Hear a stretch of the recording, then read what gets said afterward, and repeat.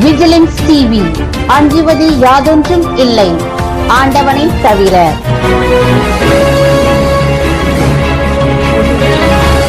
வணக்கம். விஜிலன்ஸ் டிவிக்காக செய்திகளை வாசிப்பவர் விஜிலன்ஸ் டாக்டர் பா. தமிழ் பாரதி ஆனந்தன். 22 கோடிக்கும் மேல் மதிப்புடைய 6 தொன்மை வாய்ந்த சாமி சிலைகளை மீட்டு வரலாற்று சாதனை படைத்த தமிழக சிலை திருட்டு தடுப்பு பிரிவு.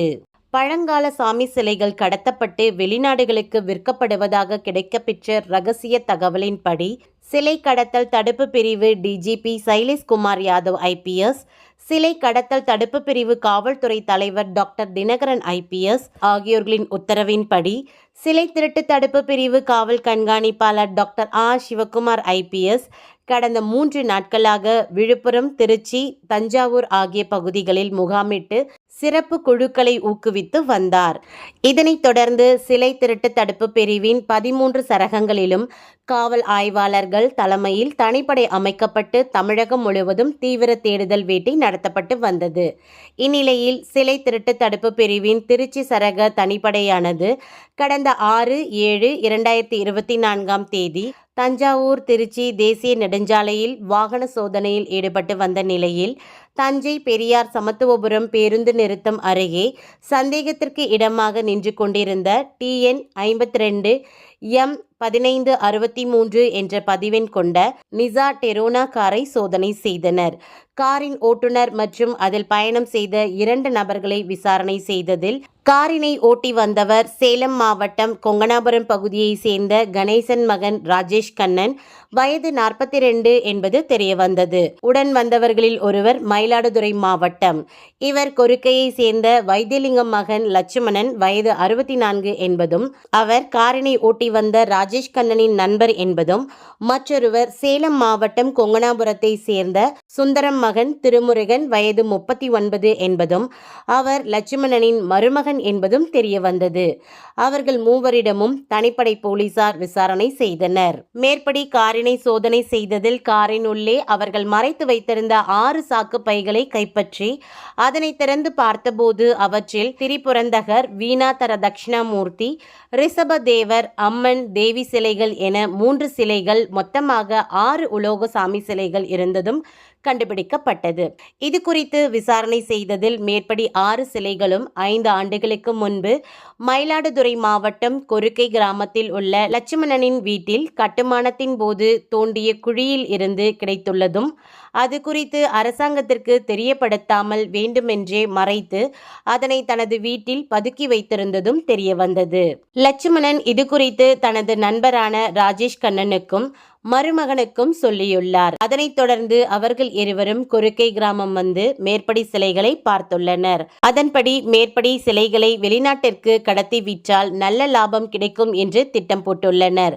நல்ல பார்ட்டியாக பார்த்து அதிக தொகை கிடைக்கும் போது விற்பனை செய்ய வேண்டும் என்று முடிவு செய்து சிலைகளை அங்கேயே மறைத்து வைத்து விட்டனர். இந்நிலையில் ராஜேஷ் கண்ணனுக்கு மேற்படி சிலைகளை வெளிநாடுகளுக்கு விற்பனை செய்வதற்கான வாய்ப்பு கிடைத்துள்ளது. அதனைத் தொடர்ந்து ராஜேஷ் கண்ணன் மற்றும் திருமுருகன் ஆகியோர்கள் கொருக்கையில் உள்ள லட்சுமணன் வீட்டிற்கு கடந்த 5/7/2024 அன்று இரவு காரில் சென்றுள்ளனர். மறுநாள் காலை மேற்படி 6 சிலைகளையும் எடுத்துக்கொண்டு விற்பனை செய்ய அதே காரில் திருச்சி வழியாக சென்னை வந்துள்ளனர். இந்நிலையில் மேற்படி காரினை சோதனை செய்த திருச்சி சிலை திருட்டு தடுப்பு பிரிவு தனிப்படையானது மேற்படி சிலைகள் குறித்தும் அதனை வைத்திருந்ததற்கான ஆவணங்கள் குறித்தும் மேற்படி உள்ள நபர்களிடம் விசாரணை செய்துள்ளனர். அவர்கள் மூவரும் மேற்படி சிலைகளை வைத்திருப்பதற்கான தகுந்த ஆவணங்களை சமர்ப்பிக்கவில்லை. எனவே மேற்படி 6 சிலைகளையும் தனிப்படை போலீசார் கைப்பற்றினர். இது குறித்து வழக்கு பதிவு செய்யப்பட்டு மேற்படி மூவரும் நீதிமன்ற காவலுக்கு அனுப்பப்பட்டனர். மேற்படி சிலைகள் எந்த கோவிலுக்கு சொந்தமானது என்பது குறித்தும் இதில் வேறு நபர்களுக்கு தொடர்பு உள்ளதா என்ற கோணத்தில் சிலை திருட்டு தடுப்பு பிரிவினர் விசாரணை செய்து வருகின்றனர் என்பது குறிப்பிடத்தக்கது.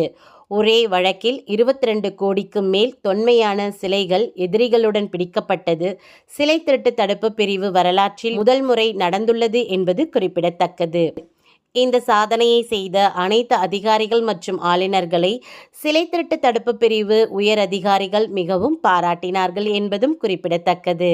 சிலை கடத்தல் டிஜிபி சைலேஷ்குமார் யாதவ் ஐபிஎஸ், சிலை கடத்தல் தடுப்பு பிரிவு காவல்துறை தலைவர் டாக்டர் தினகரன் ஐபிஎஸ், சிலை திருட்டு தடுப்பு பிரிவு காவல் கண்காணிப்பாளர் doctor R Sivakumar IPS, DSP Balamurugan, ஆய்வாளர் வெங்கடேசன், உதவி ஆய்வாளர்கள் ராஜேஷ் கண்ணன் மற்றும் பாண்டியன், ஆளுநர்கள் ஆகியோர்களுக்கு நமது விஜிலன்ஸ் அரசியல் மற்றும் புலனாய்வு இதழ், விஜிலன்ஸ் டிவி மற்றும் விஜிலன்ஸ் மக்கள் இயக்கம் சார்பில் மனமார்ந்த கோடான கோடி நல்வாழ்த்துக்களையும் பாராட்டுக்களையும் தெரிவித்துக் கொள்கிறோம்.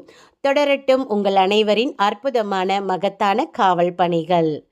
தற்போது நமது செய்திகள் விஜிலன்ஸ் டிவி என்ற யூடியூப் சேனலில் காணலாம். கூடிய விரைவில் சேட்டலைட் சேனலாக உங்களை தேடி உங்கள் இல்லங்களுக்கு வருகிறோம். வாங்கி படியுங்கள் நமது விஜிலன்ஸ், பார்த்து மகிழுங்கள் விஜிலன்ஸ் டிவி. இதை சப்ஸ்கிரைப் பண்ண கீழே இருக்க ரெட் கலர் பட்டனை உடனே அழுத்தி சப்ஸ்கிரைப் பண்ணுங்க. நாங்க அப்லோட் பண்ற ஒவ்வொரு வீடியோஸும் உடனே தெரிஞ்சுக்கணும்னா மறக்காம பக்கத்தில் இருக்கும் பெல் பட்டனையும் கிளிக் பண்ணுங்க. செய்திகளை உடனுக்குடன் தெரிந்து கொள்ள விஜிலன்ஸ் டிவியை பாருங்கள்.